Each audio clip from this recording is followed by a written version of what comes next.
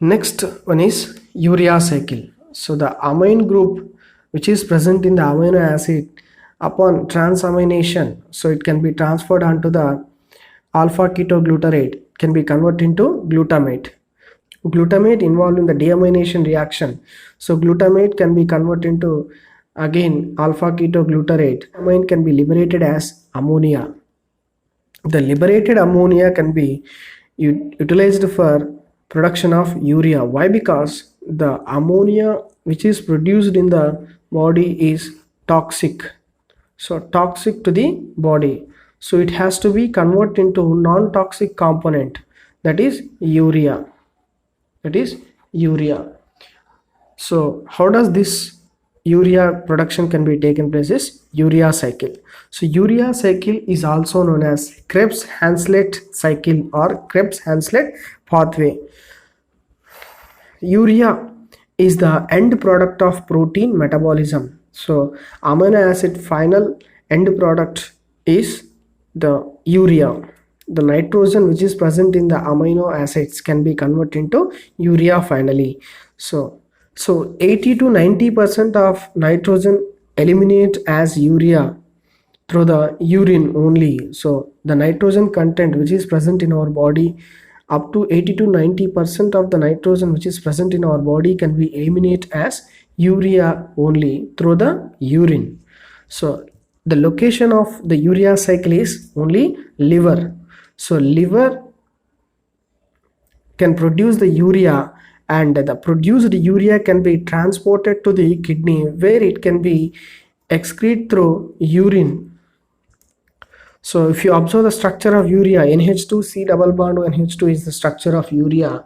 So urea is having of two amine groups. One amine group is from ammonia and another amine group is from aspartate. The carbonyl group is from carbon dioxide, that is carbon dioxide supply carbonyl group for production of urea. Urea cycle is having of 5 steps. So first 2 steps are taken place in the mitochondria, the remaining steps are occur in the cytosol. So every step is having of different enzyme. So 5 steps are having of 5 different enzymes in the urea cycle. So first 2 enzymes are present in the mitochondria, the remaining 2 enzymes are present in the cytosol. The urea cycle is irreversible process. That means the reactant can be converted into product, but the product cannot be converted into urea. Product cannot be converted into reactant in this urea cycle. So this is the urea cycle. So first, carbon dioxide and ammonia both are condensed together in the presence of carboyl phosphate synthase. So this is the enzyme which is responsible for the production of carboyl phosphate. So in this process, 2 ATP molecules are utilized. So 2 ATPs are converted into 2 ADPs, and one phosphate moiety can be eliminated, but the another phosphate moiety which is comes from ATP can be condensed with the carbonyl group, and it can be converted into carboyl phosphate.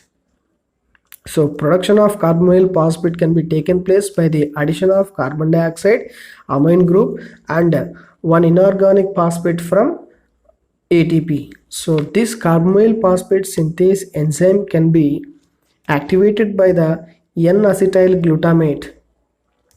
So carboyl phosphate again involved in the reaction. So it condenses with that of ornithine, which is present in the cytosol of the liver cell. So with the help of transporters, ornithine enter into the mitochondria in the presence of ornithine transcarbamylase. So it can be converted into citrulline. Production of citrulline taken place in the mitochondria. Simply, the C double bond O NH2 functionality can be transferred onto the ornithine structure.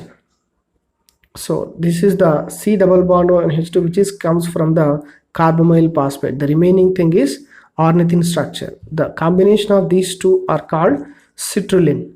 So citrulline, which is present in the mitochondria, can be transported into the cytosol with the help of transporters. There it can combine with the aspartate. So aspartate added onto the citrulline molecule in the presence of arginosuccinate synthase. So in the presence of this enzyme, arginosuccinate can be produced. So the two here only one ATP molecule involved in the reaction, but the ATP is converting into adenosine monophosphate and inorganic pyrophosphate moiety. So this has to be, remember, ATP converted into adenosine monophosphate. So this ATP is equal to 2 ATP. 1 ATP is equal to 2 ATPs. Why? Because the ATP is converting into AMP but not ADP. So the aspartate is simply added onto the citrulline molecule. So the carbonyl group of citrulline can be react with the amine group of aspartate. Both can be added by the elimination of water molecule. Both can be added and produce arginosuccinate. The formed arginosuccinate undergo for reaction with the enzyme arginosuccinase. So it convert into arginine. So arginosuccinase enzyme eliminate the fumarate molecule from the structure. So fumarate molecule, so that means hydrogen which is present on this structure can be eliminated as H plus by the donation of its electron onto the carbon, and the electrons can be utilized for formation of double bond between the carbon and carbon. The eliminated H plus can be added onto the amine group. So these electrons can be withdrawn by the amine group. So finally the structure become like this. So this structure is called arginine. So due to the elimination of this fumarate, that means H plus ion, so double bond that generate between these two carbon atoms. So formation of double bond. So this gives trans configuration. So we call it as fumarate. The formed arginine react with water. So in the presence of enzyme arginase, so the cobalt and manganese, these two are act as activators of this enzyme arginase. So by utilization of water molecule, so breakdown of the structure arginine into urea and ornithine in the presence of arginase enzyme. So this enzyme is present only in the liver. The remaining 4 enzymes are present in this urea cycle, are present in all tissues of the body, but the arginase present only in the liver tissue. That's why this urea cycle taken place only in the liver. So 2 steps are occur in the mitochondria, 3 steps are taking place in the cytosol. So the total reactions are 5. Next, regulation of urea cycle. So urea cycle can be regulated by the first enzyme, carbamoyl phosphate synthase 1. So this is the rate limiting step. So carbamoyl phosphate synthase 1 is allosterically activated by the N-acetyl glutamate. So how does this N-acetyl glutamate can be generated is combination of acetyl coenzyme A with the glutamate can generate N-acetyl glutamate in the presence of N-acetyl glutamate synthase. So this N-acetyl glutamate again generate glutamate in the presence of hydrolase enzyme and give acetate and glutamate. So the rate of reaction of urea cycle depend upon the concentration of N-acetyl glutamate. The concentration of N-acetyl glutamate is depend upon the concentration of arginine. So higher concentration of arginine increases the N-acetyl glutamate concentration. If you take high protein meal, then at that time increasing of N-acetyl glutamate concentration in the liver. So this can be utilized for increased production of urea in the body. The overall reaction of urea cycle is, so 1 ammonia, 1 carbon dioxide, aspartate moiety and 3 ATPs are condensed and give urea and fumarate molecules. In this process, 3 ATPs are utilizing.